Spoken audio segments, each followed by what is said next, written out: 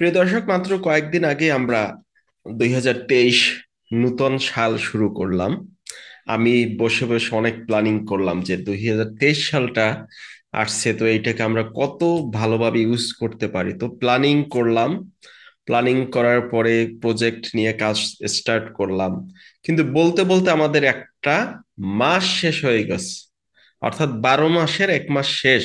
আসল কথা হচ্ছে সময়, যে সময়টা কিন্তু আসলে কারোর জন্য অপেক্ষা করে না। আর এটা এত দ্রুত চলে যায়। এই যে কয়েকদিন আগে আমরা দেখেন, বলতে বলতে করোনার কয় বছর হয়ে গেল। কয়েকদিন আগে আমরা 2022 শুরু করলাম, 2022 শেষ, 23 শুরু করলাম, 1 মাস অলরেডি পার হয়ে গেছে। কাজেই সময় আসলে কারোর জন্যই অপেক্ষা করবে না। আমরা আমরা সৃষ্টিকর্তার কাছ থেকে যতদিনের সময় নিয়ে এসেছি তার বেশি সময় আসলে পৃথিবীতে অতিবাহিতও করতে পারবো না। আর সেই সময়টা যদি এত দ্রুত চলে যায়, তাহলে চিন্তা করেন যে আসলে আমরা কি চাচ্ছি, কি আমাদের ইচ্ছা বা আমাদের লক্ষ্য কি, সেই লক্ষ্যে আমরা কত সহজে পৌঁছাচ্ছি বা পৌঁছানোর জন্য কি করছি। সময়কে কোনোভাবে অবহেলা করা উচিত নয়। আমি পার্সোনালি খুবই হতাশ, কারণ আমি নিজেই অনেক সময় নষ্ট করি। এত সময় ব্যয় হয়, অপচয় হয়, যেটা আসলে আমরা যদি ওই সময়টাকে প্রপারলি ডিস্ট্রিবিউট করতে পারতাম, ইউটিলাইজড করতে পারতাম, তাহলে কিন্তু আহ, আমরা আসলে অনেক সামনে এগিয়ে যেতে পারতাম।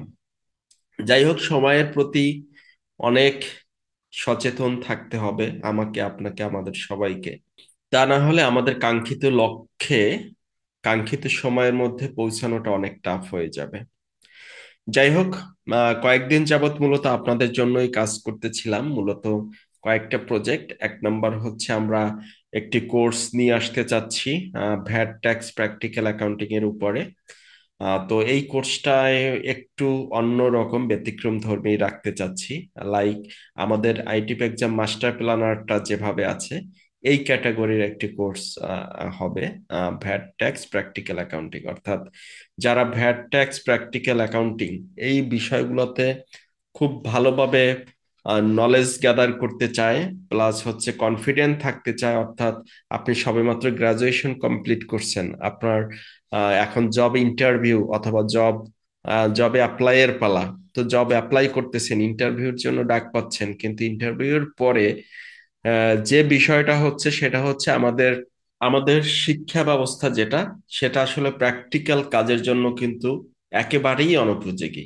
অর্থাৎ আমরা যখন ইন্টারভিউ নিতাম, আপনার আহ, একটা ছেলে বিবিএ এমবিএ করে তারপর আসতো, তারপর দেখা যায় আসলে জবের জন্য যে বিষয়গুলো আমাদের গুরুত্বপূর্ণ, আমাদের জন্য যে পয়েন্টগুলো থাকা দরকার লিস্ট, তো সেই পয়েন্টগুলাই দেখা যায় আসলে খুব টাফ যে মানুষের মাঝে পাওয়াটা।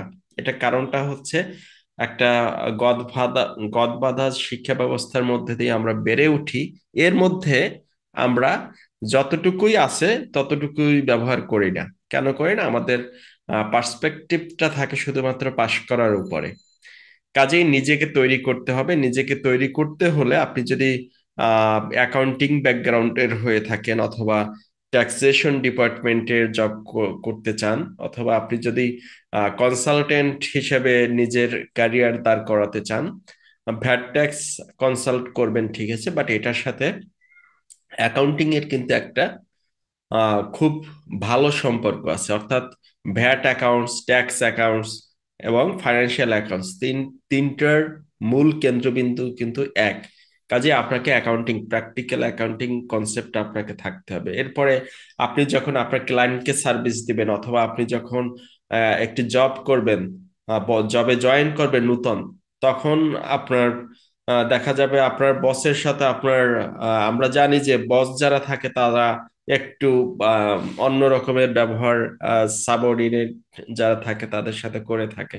কাজেই আপনার যদি বসের কাছে বারবার জিজ্ঞেস করতে হয় বা এরপরে কিভাবে করবেন, কেমনে করবেন, ভাউচারটা কিভাবে হবে, তারপরে এটা অথরাইজড কোথা থেকে হবে, অ্যাপ্রুভ কে কে করবে, কোন ডিপার্টমেন্ট থেকে কোন ডিপার্টমেন্টে যাবে, একটা পার্সেস সাইকেল কিরকম হওয়া উচিত আপনার প্রতিষ্ঠানে, পার্সেস সাইকেলটা কিভাবে আছে, সেলস সাইকেল, পেরোল সাইকেল, এই যে বিষয়গুলো, এই বিষয়গুলো যদি আপনি জবে জয়েন করার আগেই জানা থাকে, অথবা আপনি একজন কনসালটেন্ট হিসেবে কাজ করবেন, আপনার যদি এই পয়েন্টগুলো জানা থাকে, আপনি কিন্তু আপনার ক্লায়েন্টকে খুব ভালো সাপোর্ট দিতে পারবেন এবং আপনার ক্লায়েন্টের কাছে নিজেকে আপনি ভালোভাবে প্রকাশ করতে পারবেন। তো এই বিষয়গুলো মাথায় রেখেই মূলত আমাদের প্র্যাকটিক্যাল অ্যাকাউন্টিংটা আমি ডিজাইন করতেছি। এখানে এক্সিকিউটিভ লেভেলের একটা প্র্যাকটিক্যাল অ্যাকাউন্টিং থাকবে, সাথে সাথে কয়েকটা কন্ট্রোল সিস্টেম আমি এর সাথে যুক্ত করব।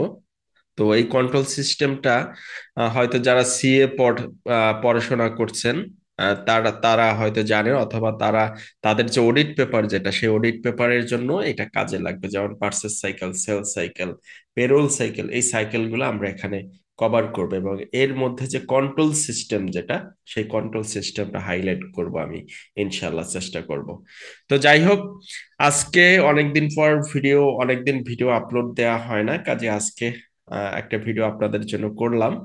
আহ, আর সকলকে আমন্ত্রণ থাকলো, যারা ভ্যাট ট্যাক্স প্র্যাকটিক্যাল অ্যাকাউন্টিং এ খুব ভালোভাবে শিখতে চান, তারা এই কোর্সটাতে অংশগ্রহণ করতে পারেন, অথবা আপনার পরিচিত যারা আছেন, অর্থাৎ আপনি যার ভালো চান, তো আপনার ছোট ভাই হতে পারে, সাবঅর্ডিনেট হতে পারে, তাদেরকে এই কোর্সটার ব্যাপারে বলতে পারেন নির্দ্বিধায়। এটি একটি চমৎকার কোর্স হবে ইনশাল্লাহ। তো আসসালামু আলাইকুম, সকলে ভালো থাকবেন।